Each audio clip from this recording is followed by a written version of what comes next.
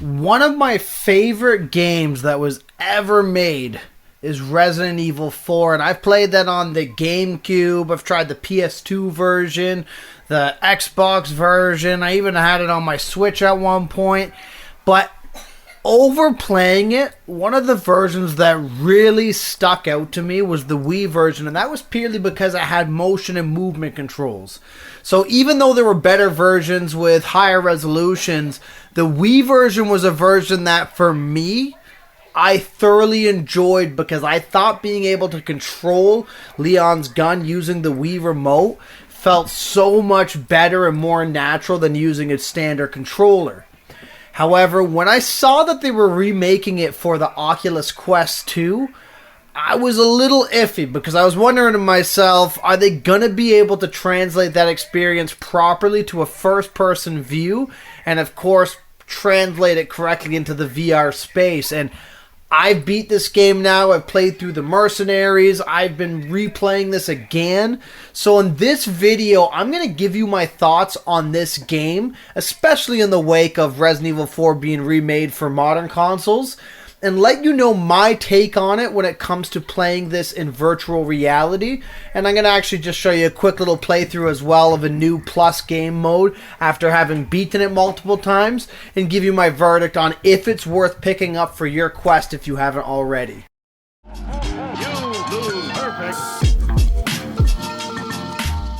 I've beat Resident Evil 4 on pretty much every console it's been released on. Okay, I'm lying, with the exception of the PlayStation consoles, because I'm an Xbox guy. But overall, I've beat this game more times than I can count. So originally when I saw this coming to the Quest, and I think it cost me like 30 or 40 bucks to get it, which for a VR game to me is a little steep, I was half skeptical because, again, I have like 18 different versions of this game on every single thing it's been released on. But I'm really glad that I ended up paying that price of admission because it was definitely worth it. The first thing I want to point out is that I was a little worried about how this game was going to control in a 3D or VR space like this. And I'm really happy to report that what they've done with the controls, the way they've set up the weapons, it's not much different than other VR games, but definitely tailored for the Resident Evil 4 style of shooting. And I absolutely love how smooth it feels. There are a couple little quirks here and there, but they're so minor I can't say that they're a major issue when playing this on the Oculus Quest 2. The other thing as well is Resident Evil 4 had a lot of really cool set pieces, a lot of really cool atmospheric things that it did with the world.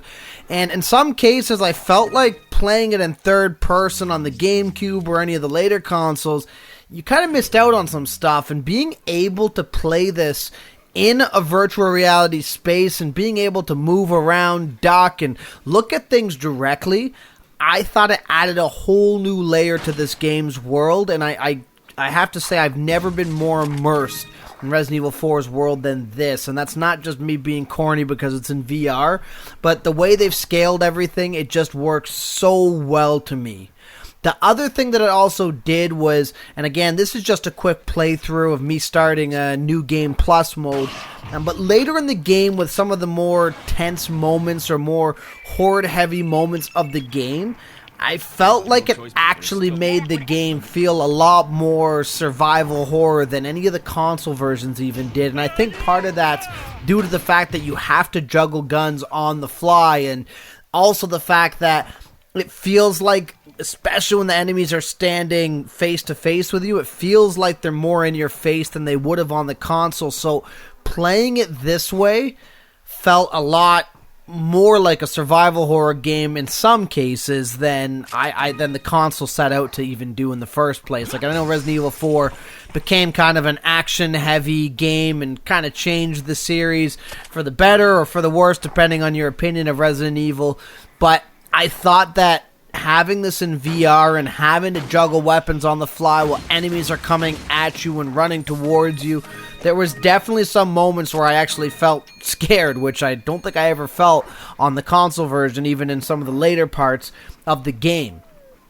So the other cool thing as well is I felt like it controls really smooth. And I know I'm already talking about the controls, but I think it's to do with the laser sighting and the way it's been calibrated for the Quest 2, because I've played multiple different shooters on the Quest 2, but I haven't played many that control quite as smoothly as this. And I have a ton of fun being able to juggle my weapons or time headshots or hit around weird corners when it comes to aiming. And I just, with this game, I really felt like I was Leon from the consoles. Now, I'm not going to say everything is perfect with this, though.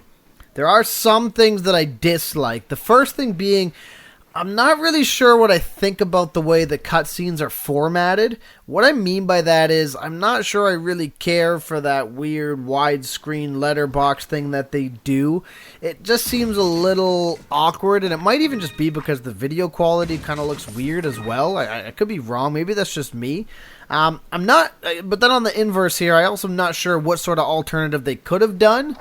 Although it would have almost been cool if they just immersed you in the world and you could kind of see it more directly, if that makes sense, as opposed to looking at a little like screen that pops up.